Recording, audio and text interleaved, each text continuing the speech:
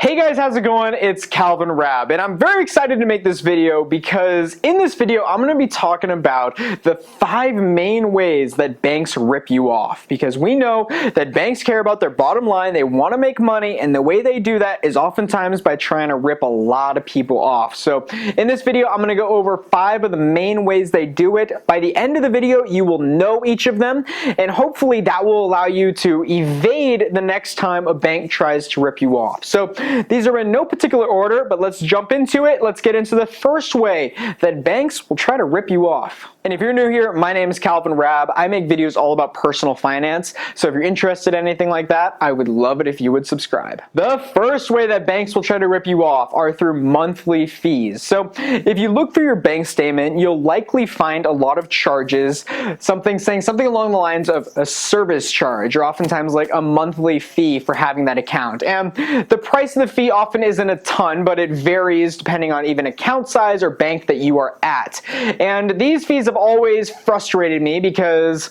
you don't see why they're there, you don't get why it is, and it just feels like you're being ripped off. So for me, what I've done is I've looked at the service charge, and if you read the fine print at a lot of banks, oftentimes there's ways to get out of that monthly fee. So for instance, Chase Bank has a monthly fee on their accounts. However, if you have over a particular amount in your account, then you don't have to pay that fee. Or a lot of places, if you're a student, I'm a student, then you don't have to pay a monthly fee. I believe that's the case at Bank of America. My checking account there, I don't have a monthly fee. So it's important to read the fine print and just make sure that if it's attainable or if there's any way that you can get out of that monthly fee, then do so.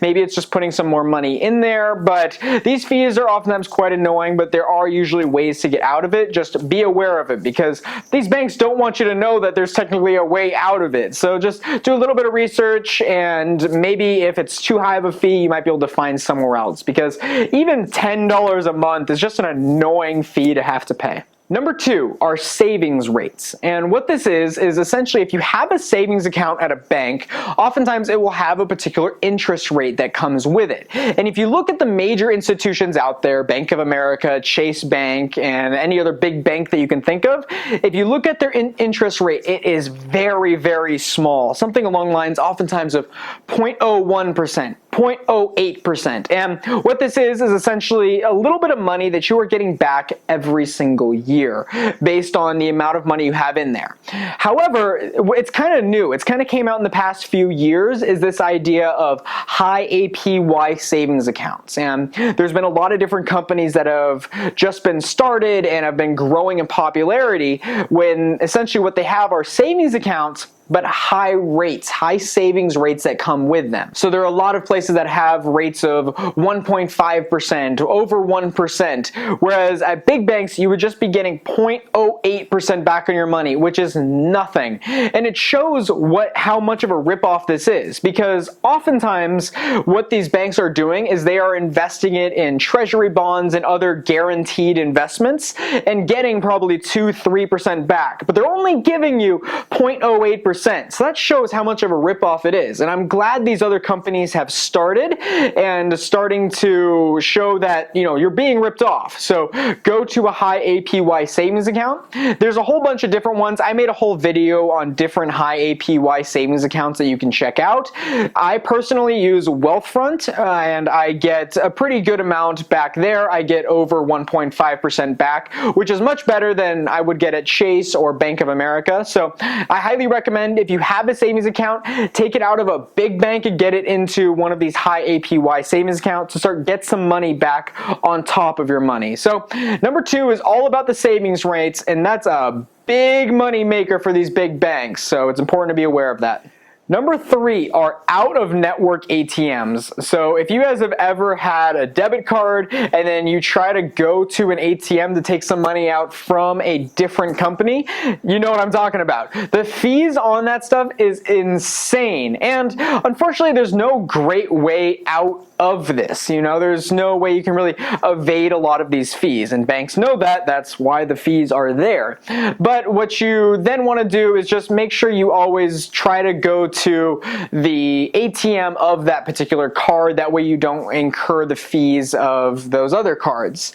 And if you find yourself in the position where you are always stuck and you can never find the ATM for the bank that you currently have, then you may want to consider opening up a checking account at a particular different bank of an ATM that's more common to you. That way you don't always have to pay that kind of rip-off fee for out-of-network ATMs. So that's kind of one way out of it. If your bank isn't around and you see the other one all over the place, then maybe open up a checking account, throw some money in there, so you at least don't have to pay this fee over and over again. Number 4, when I was writing the script for this one, this was kind of one of the first things I thought of because I was having to pay for that right then, and that are check costs. So if you guys have ever went and tried to bought like a small checkbook or something like that that is linked to a particular account of yours, you know what I'm talking about. So I remember the first time I went and bought a checkbook, or just to get checks for a account that I just opened. This was the first time. This was back in high school, and I expected it to be like $1 to $2 for some reason. I almost thought it was free. I don't really know what I was thinking or why I was under that impression, but then I found out it's like $30-$40 oftentimes at different banks to get different checks, and it just felt like a ripoff because you look at it and it's just paper thin and it's just ink on it, and you're like, this doesn't have to be this much money. So when it comes to this, it is important to just look elsewhere and see if you can get cheaper ones. So for me, I looked at Costco, and Costco had some cheaper checks that I was able to get through there. Still more expensive than I would like, but you can find cheaper ones. Oftentimes the ones at the bank are going to be the ripoff because that's kind of where the problem is starting. But if you look elsewhere, then you can kind of hopefully get a cheaper amount. But really anywhere you go, there's no secret. Sometimes I know there are some banks that may give free ones, so that's, I guess, a huge perk if you have one of those. But I don't have any of the banks that I have.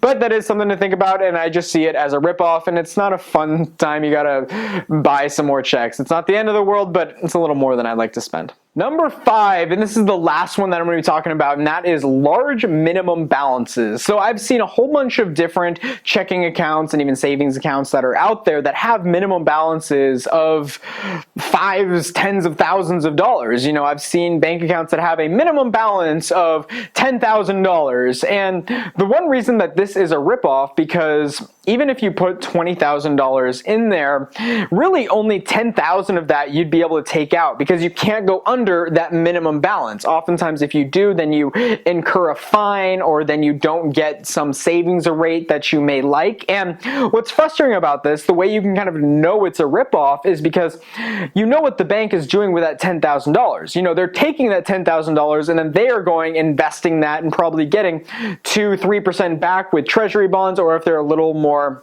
just risky, into more riskier stocks, they can be getting more like 5, 6, 7%, and there's nothing you can do about it. So they're just taking your money, they're going and investing it, and you can't go below it, otherwise you incur fees and different things like that. So really the only way to evade this is just to know beforehand when you open up an account that it may have this minimum fee or minimum amount that you have to have in that account. And if it's low enough that it doesn't make that much of a difference, then that's okay. But if it's high enough that it could be an issue that you may go below, then it's probably not a good idea to open that account there, because you don't want to run into the situation where you're right on that line and you don't want to have to worry about that. So that one, it just comes with doing research, and really that's what all these 5 are for. So those are the 5. I hope one of them helped you in some way, and I hope you learned something through that. But as I look at all the different ripoffs that banks have, these are kind of the 5 biggest ones that I see most commonly, in most common amount of people getting ripped off through these 5. But there are so many more.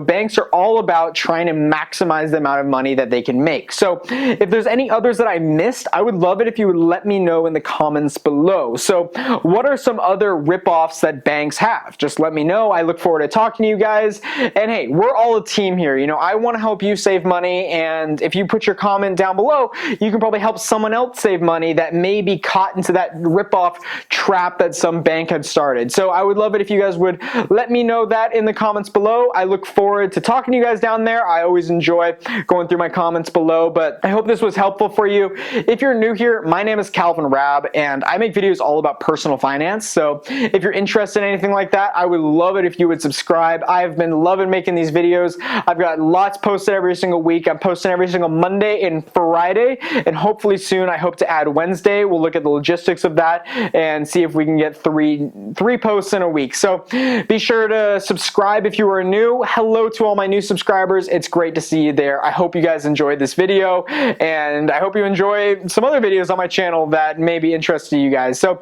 thank you guys so much. Have an amazing rest of your day. As always, my name is Calvin Raab, and I'll see you soon. Bye, guys. Hey, you made it to the end of the video. Congratulations. So I'm going to move to the corner of your screen here. If you look in the upper left-hand corner, you are going to see my most recent video.